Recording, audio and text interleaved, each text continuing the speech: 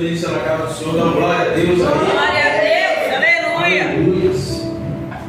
Que alegria de estarmos na casa do Senhor. Amém? Amém. Que prazer muito grande é poder compartilhar um pouco da palavra, um pouco daquilo que o Senhor tem falado no meu coração. Amém? Amém. Abramos nossas Bíblias no livro de Mateus.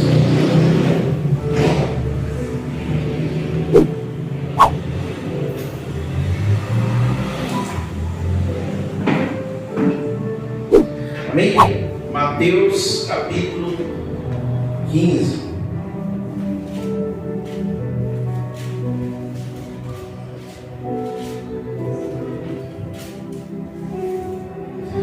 Todos abriram? Mateus capítulo 15. Vamos fazer a leitura a partir do versículo 21. Amém? Amém. Saindo dali, Jesus foi à região de Tiro e Sidom. E eis que uma mulher cananeia que tinha vindo daqueles lados clamava: Senhor, filho de Davi, tenha compaixão de mim. Minha filha está horrivelmente endemoniada. Jesus, porém, não lhe respondeu palavra.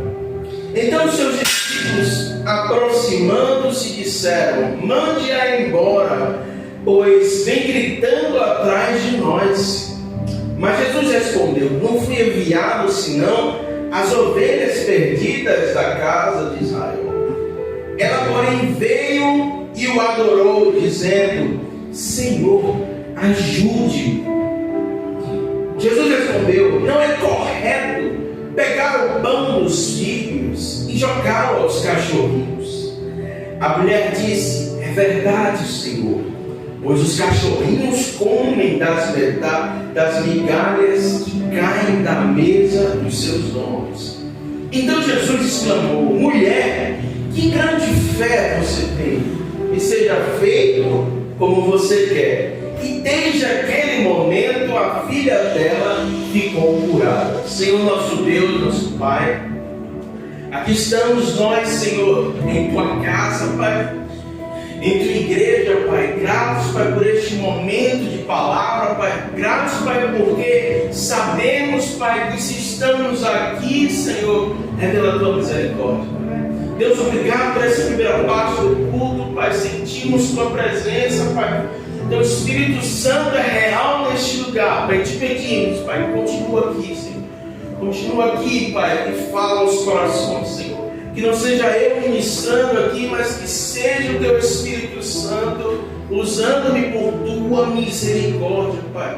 Ó Deus, porque eu não tenho palavra alguma, Pai, mas o Senhor tem, Pai, palavra para os Seus filhos, Pai. Ó Deus, que ninguém entre aqui, Pai, e saia do mesmo jeito, Senhor. Ó Deus, mas que todos saiam, Pai, com a sua porção, Pai. Aleluia. Pai, te agradeço em nome de Amém. Jesus. Amém. Irmãos, podem se sentar, fique à vontade.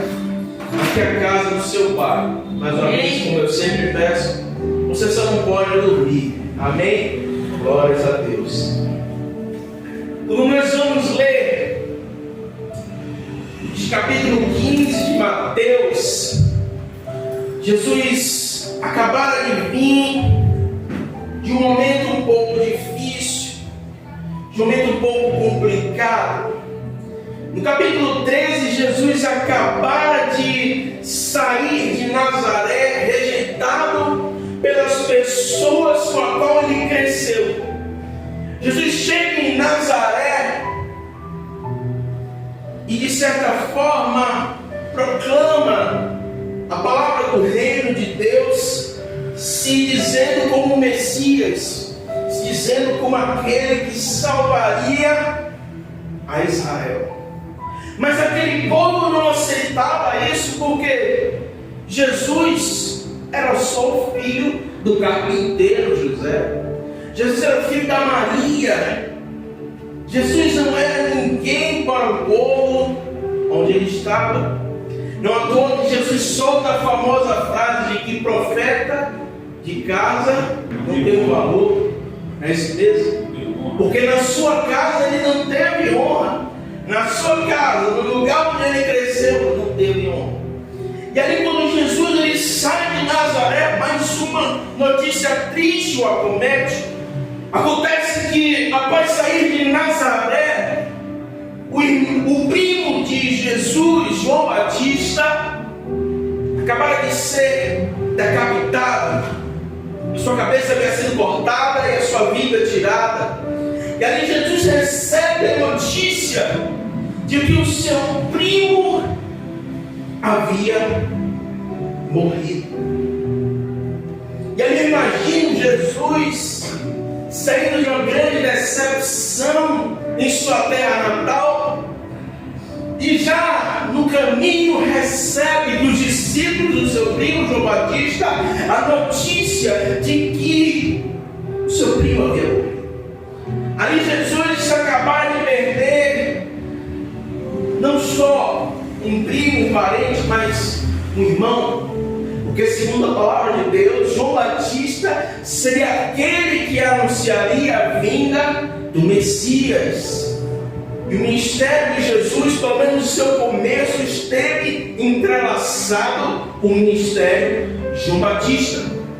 João Batista havia o batizado, e ali naquele momento difícil, Jesus ele segue o seu caminho e realiza um dos milagres mais famosos de toda a Bíblia, a multiplicação dos pães e dos peixes.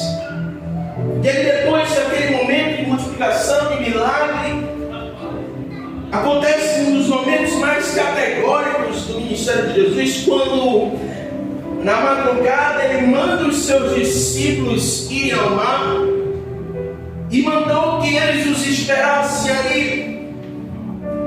Após orar em terra firme, ele vai em direção aos seus discípulos, mas os discípulos estavam longe, e Jesus então vai em direção aos seus discípulos por onde? Andando por sobre as águas. Naquele momento que ele anda pelas águas, a Bíblia vai dizer que os discípulos pensaram que ele era um fantasma. Aqueles discípulos acharam que era uma alma vagante, um espírito. E ali Pedro, com toda audácia, ele fala: se tu és Jesus, permita-me que vá até a sua direção. E ali o Senhor Jesus chama Pedro, e Pedro caminha com Jesus sobre as águas. Em certo momento ele titubeia, o caminho tropeça, afunda, mas o Senhor traz de volta. E o que eu acho interessante nesse momento é que aqueles discípulos tinham acabado de viver um dos maiores milagres de Jesus, a multiplicação dos pães e peixes, e ainda assim lhes faltava fé. Eles acabaram de ver 5 pães e 2 peixes se tornarem uma quantidade suficiente para 5.000 homens, mulheres e crianças, mas mesmo assim ainda faltava fé. E aí entramos na nossa mensagem. Jesus parte para Tiro e Sidom. Tiro e Sidom, para nossa maior informação, Sidom era a cidade onde Jezabel nasceu. Jezabel foi a rainha que se casou com o rei Acabe, rainha de uma outra nação, princesa de uma outra nação, que se casa com o rei Acabe. Tiro e Sidom são cidades totalmente devotas ao paganismo. Tiro e Sidom eram cidades em que havia uma idolatria muito clara. As pessoas de Tiro e Sidom não tinham amor nenhum ao Deus de Israel. Aquele povo era um povo verdadeiro verdadeiramente devota aos deuses pagãos. E ali a palavra do Senhor vai dizer que Jesus, ele parte para Tiro e Sidom. Foi a primeira e única vez no ministério de Jesus que Jesus sai de Israel. Tiro e Sidom ficavam na Fenícia, que era um povoado, um território perto da costa, da onde fica hoje o Líbano. Então, Jesus, quando parte para aquela terra desconhecida, creio eu que aqueles discípulos devem ter se perguntado: Jesus está fazendo o que indo para esse povo? Jesus está fazendo o quê? E aí imagina uma dúvida na mente daqueles discípulos. E eles se perguntam: e agora? O mestre está indo para onde? O mestre está indo para Tiro e Sidom? O mestre está indo para aquela terra pagã? E aí eu creio naquela dúvida. E aí no meio do caminho, a Bíblia fala no versículo 22: e eis que uma mulher cananeia, que tinha vindo daqueles lados, clamava. Ponto. No meio do caminho, o Senhor encontra uma mulher cananeia. Alguém lembra aqui daquela passagem lá no livro de Josué, que a Bíblia vai nos dizer que Josué ele vence o povo que havia em Canaã e toma a terra prometida? Alguém lembra? Então aquele povo de Canaã, algumas pessoas continuaram vivas, e aquela mulher cananeia era justamente um resquício daquele povo. E ali aquela mulher no meio do caminho para o Senhor. Mas observe a peculiaridade do texto, a particularidade desse texto, porque o autor do livro de Mateus, do Evangelho de Mateus, o apóstolo Mateus, ele diz: eis que uma mulher cananeia. Ele deixa claro o etnocentrismo, ele categoriza que era uma mulher estrangeira. E ele faz isso de propósito, porque os cristãos do período da igreja primitiva, que eram judeus messiânicos, eles não aceitavam a pregação do evangelho para os estrangeiros. E ali Mateus, ele categoriza no início do texto isso: eis que uma mulher cananeia. Aquela mulher não era da tradição judaica, aquela mulher não esperava e não sabia quem eram aqueles homens de fato. Ela não era judia, mas olha o que a Bíblia vai nos dizer que ela falou. Ela chega para Jesus e diz: Senhor, filho de Davi, tenha compaixão de mim. Senhor, filho de Davi, tenha compaixão de mim. Aleluia, meu Deus. Você tem noção do quanto é forte isso?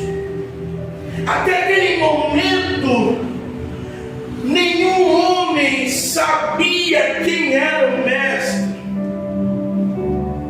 Até mesmo a revelação de Deus através de Pedro, quando ele fala em Mateus 16, tu és o Cristo, o Filho de Deus vivo, isso só acontece um capítulo depois, mas até aquele momento ninguém sabia quem era o mestre. Mas uma mulher estrangeira ouviu e disse: Senhor, filho de Davi. Glória a Deus. Aleluia. Naquele momento o Senhor, o Messias, é desvelado por uma mulher que não era nem judia. Glória a Jesus. Naquele momento, eu imagino que o Senhor Jesus, por dentro, ele sorriu. Sabe quando você vê uma situação e aí você se alegra? Sutilmente eu creio que o Senhor Jesus sorriu. E aí aquela mulher, mesmo sem ser judia, ela reconhece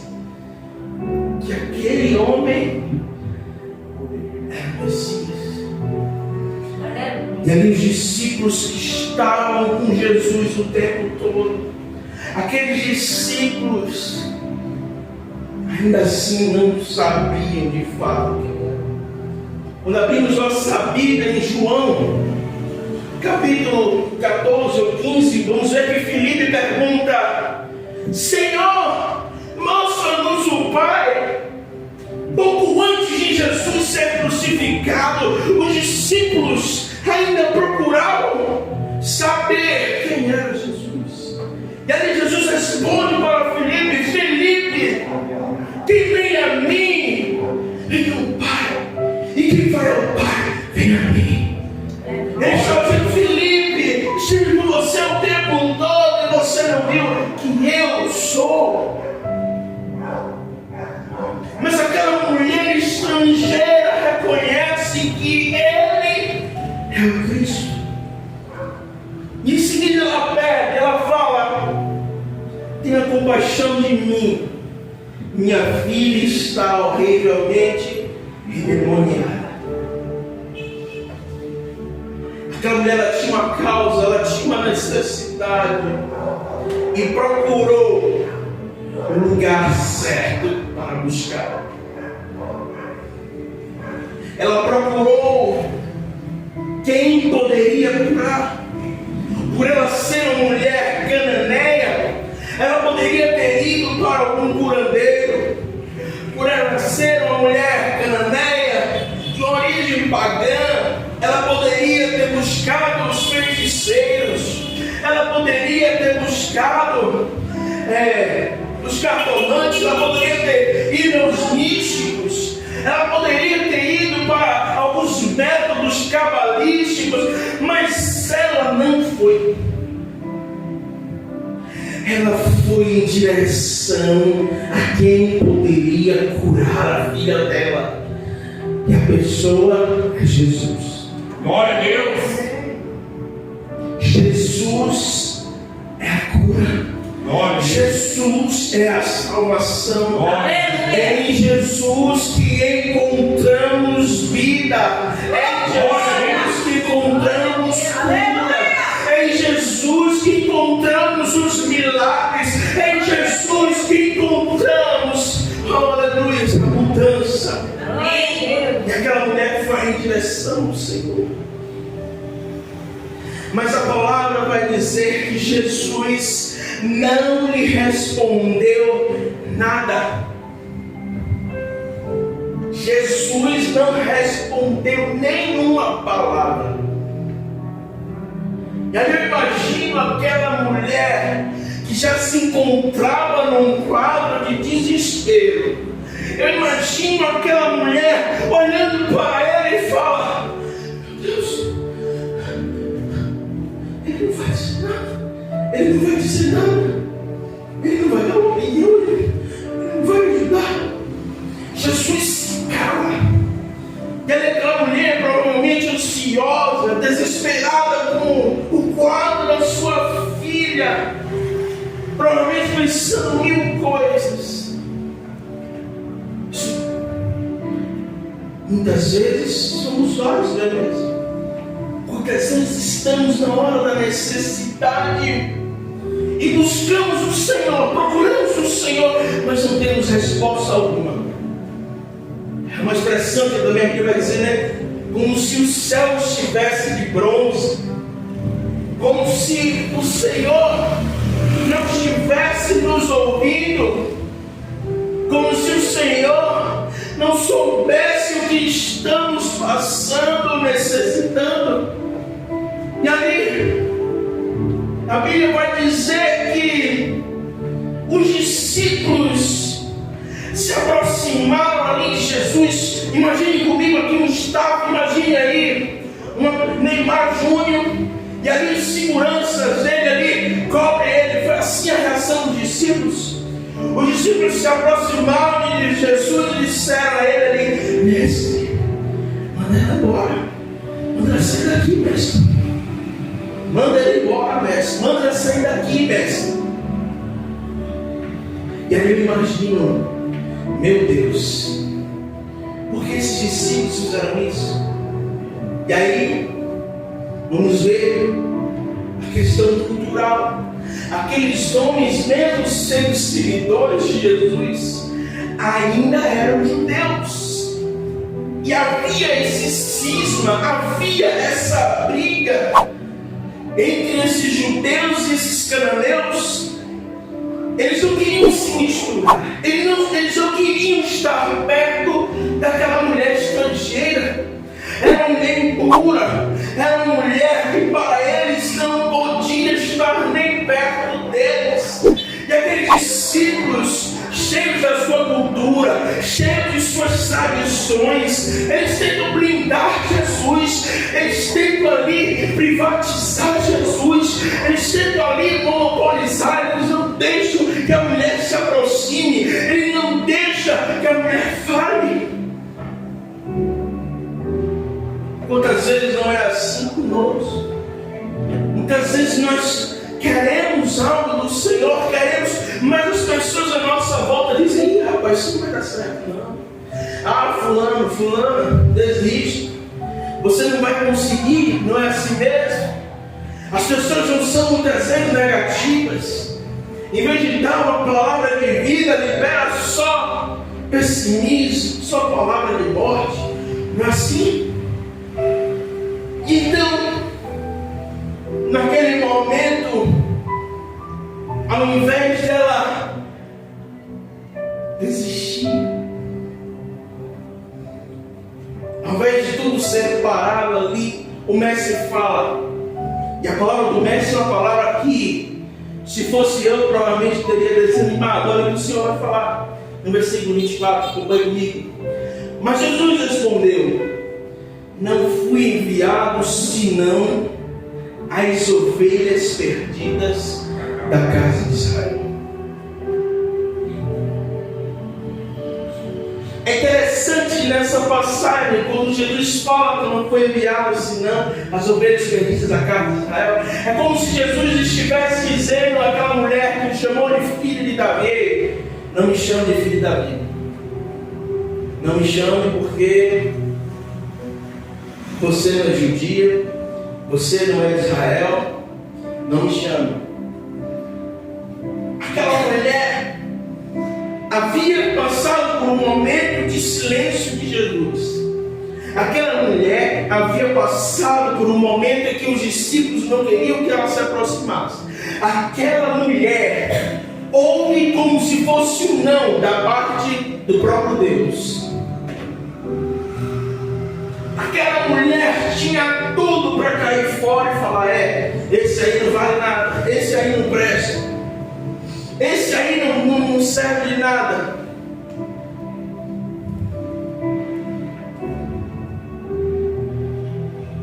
Ela poderia ter deixado de vez tudo.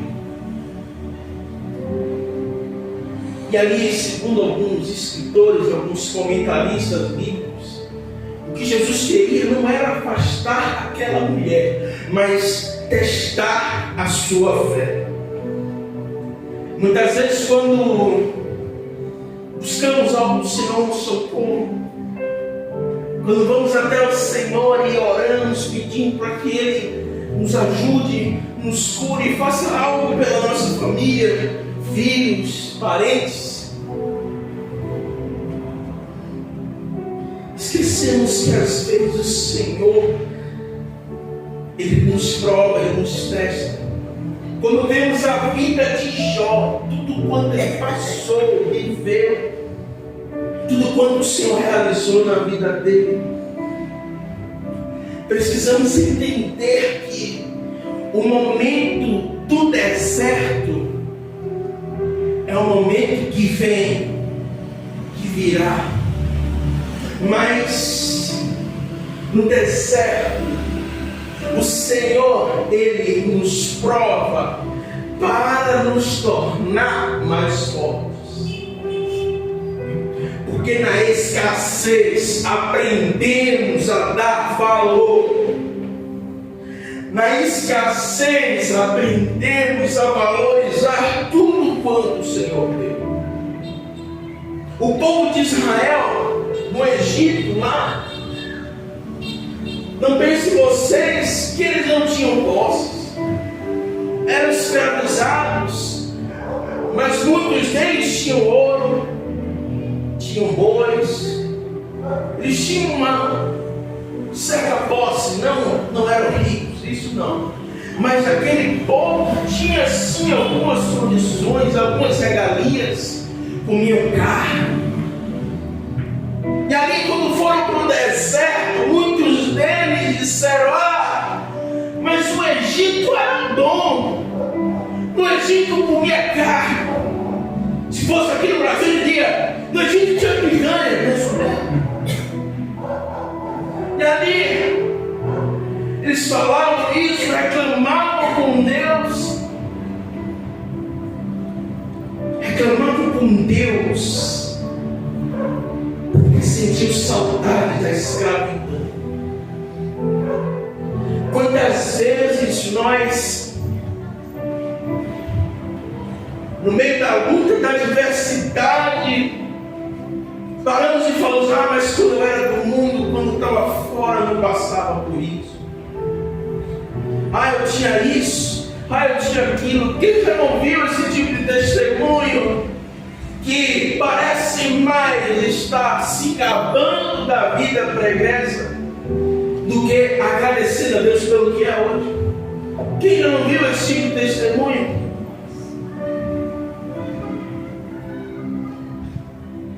Mas aquela mulher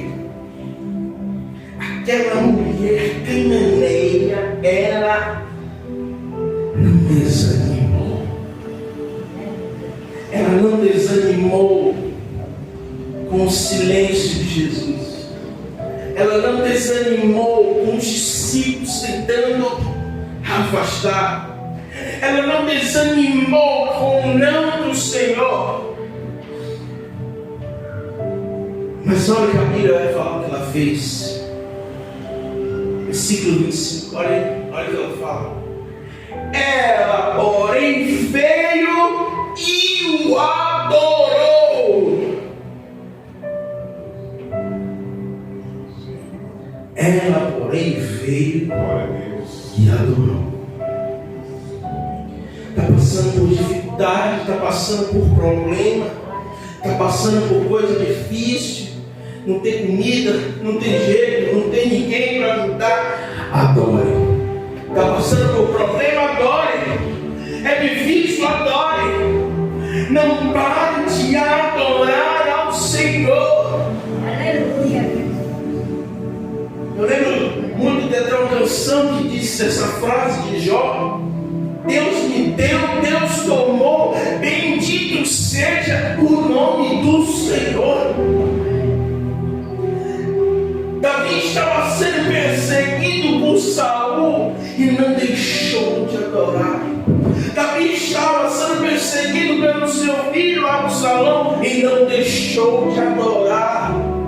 Não deixe de adorar por nada. Não deixe de adorar o nome do Senhor por nada. Porque o Senhor, o que Ele deseja, o que Ele quer de nós, que o nome dele seja glorificado continuamente. Amém. E aí aquela mulher fala isso e pede de novo a ajuda do Senhor. Ela fala: Senhor, ajude. E ali Jesus, ele vai proferir uma palavra que alguns acham que é até uma ofensa, mas ele diz: Jesus respondeu: não é correto pegar o pão dos filhos e jogá-lo aos cachorrinhos. Alguns vão achar que Jesus estava chamando aquela mulher de cachorro. Não. A palavra que Jesus usa no grego significa cachorro doméstico. Jesus não estava chamando ela de cachorro, mas porque na cultura judaica cachorro não era animal doméstico. Nenhum judeu tinha um cachorro em sua casa. Ter cachorro era cultura gentílica. Os romanos ali, os gregos, eles que criavam cachorros. Então ali, quando Jesus ele fala isso, ele estava referenciando para a cultura gentílica. Jesus estava dizendo que os filhos eram judeus e que os cachorrinhos eram referência aos gentios. Ele queria dizer ali que não é correto tirar dos hebreus, dos judeus, para dar aos gentios. E aquela mulher, ela responde de forma muito audaciosa, de uma maneira muito inteligente. Ela diz: é verdade, Senhor, mas os cachorrinhos comem das migalhas que caem na mesa dos seus donos.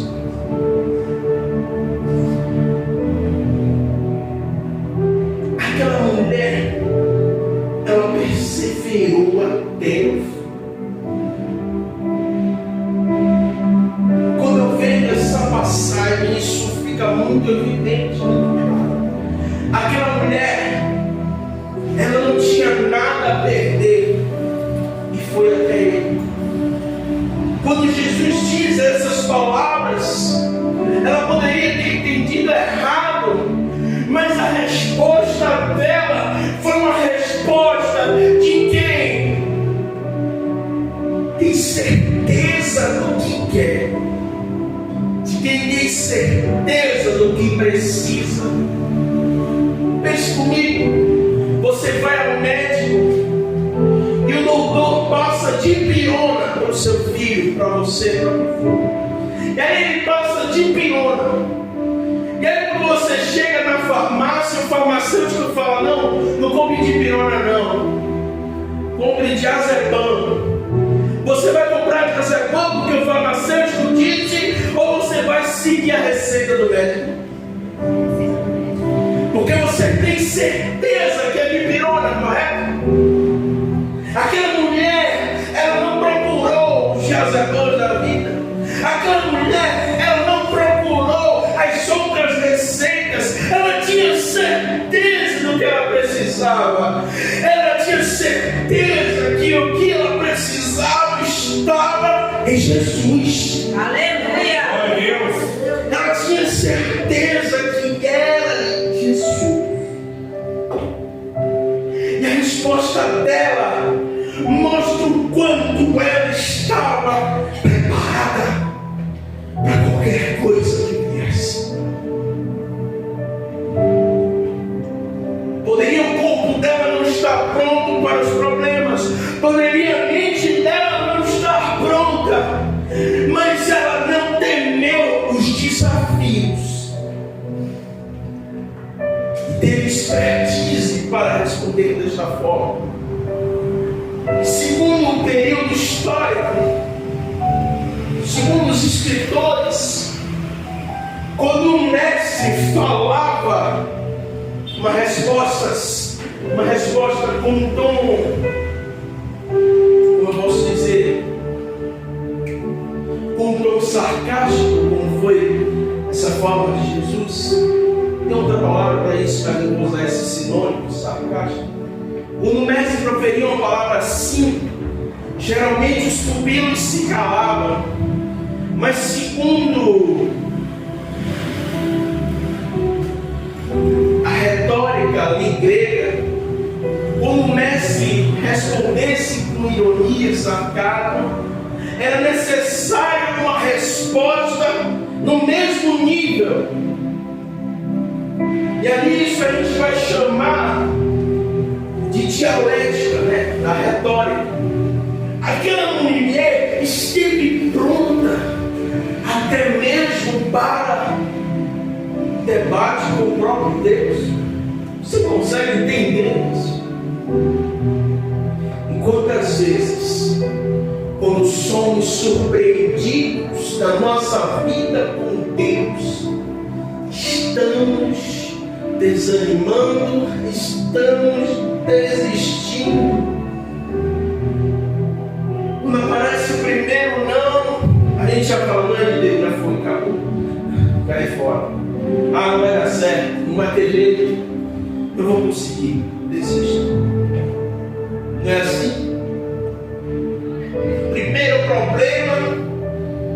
gente já desiste.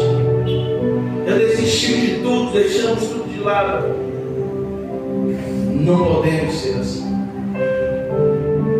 E ali o Senhor, no versículo 28, ele vai dizer: mulher, que grande fé você tem, que seja feito como você quer. E desde aquele momento a filha dela ficou curada. Amém. Glória a Deus. Não importa a sua dificuldade, não importa o seu problema, não importa aquilo que você estiver passando, o que importa é que você, como filho e filha de Deus, tenha certeza em onde procurar a resposta. Tenha certeza de que somente em Jesus,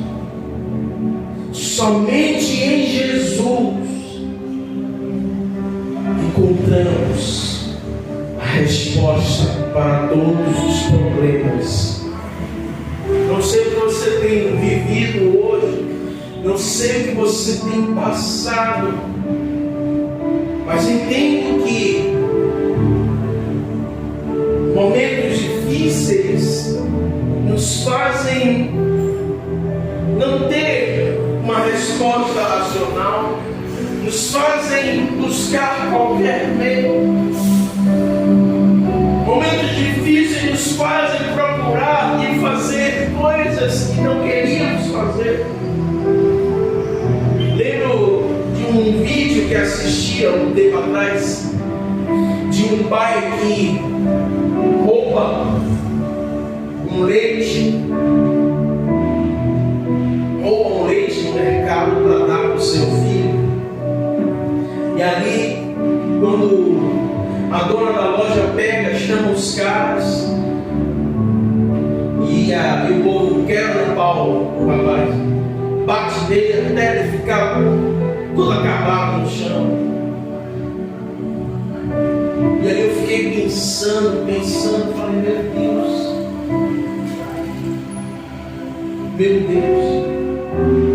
aquele homem com certeza era um homem de bem, porque ele não roubou dinheiro, aquele homem não roubou nada para ele, aquele homem não queria nada. Acredito que se aquele homem pudesse, ele passava fome e dava comida dele para o seu filho, tenho certeza disso. Mas aquela situação desesperada fez procurar por medidas desesperadas. Se muitas vezes somos nós quando passamos por problemas, com certeza para aquela mulher sair da sua terra, com certeza para aquela mulher buscar ajuda com um judeu, alguém que não tinha nenhum apreço pela sua vida, com certeza para aquela mulher não era a primeira opção, mas aquela mulher, ela tinha certeza de onde procurar a resposta. Glória a Deus. E quando nós temos toda essa história, podemos ver que tudo estava contra ela, tudo estava contra aquela mulher, mas ela não desistiu. E o Senhor no fim disse: mulher, que grande fé você tem. Porque aqueles homens que acompanhavam Jesus não tinham a fé daquela mulher, mesmo sem ser judia, ela creu, ela reconheceu que aquele homem era o próprio Deus. Glória a Deus. E aqueles que estavam com o mestre não sabiam disso. Muitas vezes nós estamos na casa de Deus e infelizmente não temos desfrutado de tudo quanto o Senhor pode dar. Estava conversando ontem com um amigo meu e eu falava algo muito interessante com ele. Ele dizia: Irmão, na nossa vida com Deus, a gente tem duas formas de viver com o Senhor. Ou você escolhe viver como aquele filho pródigo que retornou e comeu do boi, e recebeu o anel, e recebeu uma roupa nova. Ou você vai viver como um filho que tinha condição de fazer tudo isso, e precisou ver o irmão brilhando para dizer: pai, nenhum boi o Senhor fez para mim e para os meus amigos. E o pai diz: ei, mas você podia fazer tudo. A vida com Deus são essas duas formas de viver. Ou você vive recebendo e desfrutando a graça de Deus, ou você vive essa visão de pressão, esse peso, responsabilidade, esse peso de querer ser o santo, querer ser o bom, esse peso de estar na igreja, mas não estar desfrutando do que o Senhor pode dar. A palavra do Senhor vai dizer que o jugo do Senhor é suave, o fardo dele é leve. E você na igreja tem vivido mais um fardo pesado. Tem alguma coisa errada, e não é com a palavra de Deus, é com você. O que você tem escolhido viver, o que você tem escolhido ser. Uma pessoa que acha que desistir dos prazeres do mundo é algo difícil. Uma pessoa que acha que estar na igreja todo dia é algo difícil. Uma pessoa que acha que orar é difícil. Uma pessoa que acha que ler a Bíblia é difícil. Alguém que acha que todas as disciplinas com Deus é mais difícil do que viver no mundo. É alguém que está na igreja, mas não está desfrutando daquilo que o Senhor pode dar. E está sendo como um desses discípulos que viu aquela mulher estrangeira ser abençoada e a sua vida permaneceu a mesma coisa.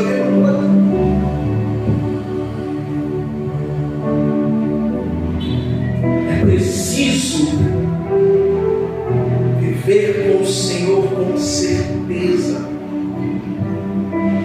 Certeza de que Ele já lhe deu tudo que você precisa. Glória a Deus. Ele já fez tudo por você. Glória a Deus. Meu irmão, minha irmã, tome posse. Tome posse. Não fique pensando, não fique analisando, não fique com a cabeça cheia. Não. Tome posse do que o Senhor já lhe deu. O Senhor lhe deu salvação, você é justificado. Glória a Deus. Aleluia. O Senhor lhe deu paz, então viva a paz. Mas é um problema, viva a paz. O Senhor disse que lhe deu alegria, seja alegre. Mas os problemas, seja alegre, tome posse. Porque a palavra do Senhor vai nos dizer em Hebreus 11:1, porque a fé é o firme fundamento das coisas que não se vê, mas a certeza das coisas, aquilo que se espera. Aleluia. Então, mesmo que a situação seja difícil, mas o Senhor disse para você ter alegria pela fé, esteja alegre. Mesmo que a situação seja conturbada, se o Senhor diz que você tem paz, tenha paz. Se você está passando por um mar revolto, se você está vivendo um momento de fome, de necessidade, o Senhor te diz: ei, eu sou o seu alimento, então seja farto. Tome posse daquilo que você não vê, porque o Senhor, Ele já liberou sobre a sua vida. Glória a Deus. Mas eu não vejo. Tome posse. O Senhor já deu. O Senhor disse que a sua família seria família já é salva em nome de Jesus. Aleluia. Eu creio. Creia nisso. Creia nas palavras do Senhor. Se o Senhor diz, então já é. Creia nisso. Se coloque de pé nessa noite. Vamos orar.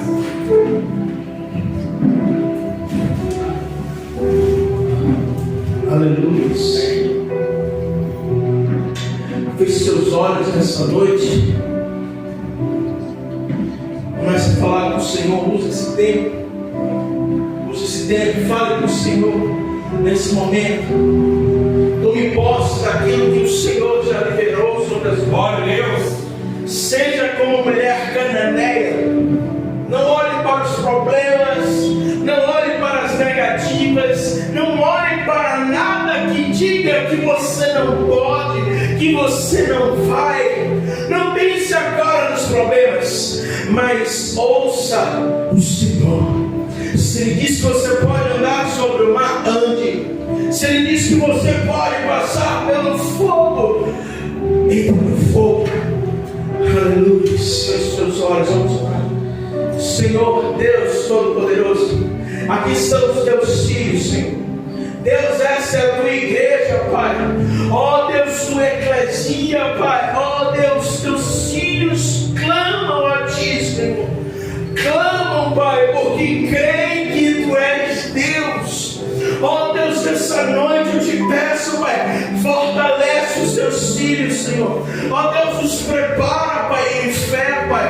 Ó Deus, que eles estejam, ó Pai, cada vez mais certos de que o Senhor é Deus na terra. Senhor, eu te peço, Pai, neste momento, Pai, destrói, Pai, as amarras de Satanás, Senhor. Ó Deus, vai te fazendo, Pai, os embaraços, Pai. Ó Deus, vai desfazendo, Pai, toda a confusão, Pai, que o inimigo tem feito, Pai, na mente de seus filhos, Pai. Ó Deus, eu te peço, Pai, neste momento, Pai, toda porta, Pai, que Satanás tem tentado fechar, Pai. Ó Deus, arromba, Pai, destrói, Senhor. Ó Deus, que neste momento, Pai, ó Deus, libere, Pai, sobre essas vidas, Pai, tudo quanto o Senhor prometeu, Pai. Ó Deus, em nome de Jesus, Pai, que eles não saiam daqui, Pai, da mesma forma que vieram, Pai, mas que eles tenham fé em tudo quanto o Senhor tem, Pai, para a vida deles, Senhor. Ó Deus, em nome do Senhor Jesus Cristo, Pai, eu te peço, Pai, traz a certeza, Pai, traz a certeza, Pai, de que só o Senhor, Pai, aleluia, tem palavra de vida, Pai, para cada um deles. Ó Deus, eu te peço, Pai, ó Deus, que eles saiam daqui, Pai, ó Deus, com certeza, Pai, com certeza, Pai, de que o Senhor, o Deus de Israel, é o Deus deles, Pai. Ó Deus, e que onde eles forem, Pai, e colocarem a planta dos pés, Senhor, o Senhor faça, Pai, ó Deus, realizar, Pai, que o Senhor realize, Pai, na vida dos seus filhos, Pai, ó Deus, em fé, Pai, ó Deus, mesmo que eles não vejam, Pai, ó Deus, que eles creiam em Ti, Senhor, em nome de Jesus, amém, e graças a Deus, aleluia. Deus, salve, palmas para o Senhor, aleluia, glórias a